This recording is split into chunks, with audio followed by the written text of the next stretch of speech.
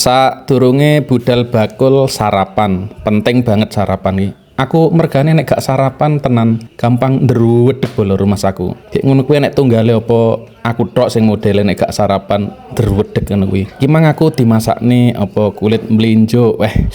Seneng aku kulit mlinjo enak tenan iki. Wis iki enek ceker mercon. Ceker mercon ya enak.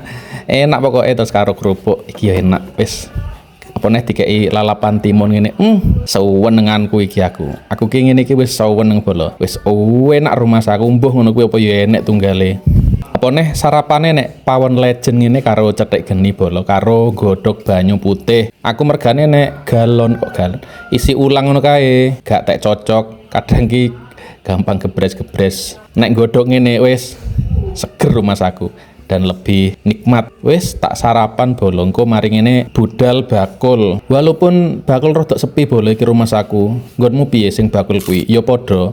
Pendapatan ki rada berkurang ngono. Nek padha berarti wis padha ae. Ngene yo pagah semangat bolo aku. Pancen yo penggayane ngono kuwi dan dijagakne bolo dige sehari-hari apa nek ra bakul. Gak semangat. Wis bolo matur suwun mari ngene tak budal. Suwun-suwun.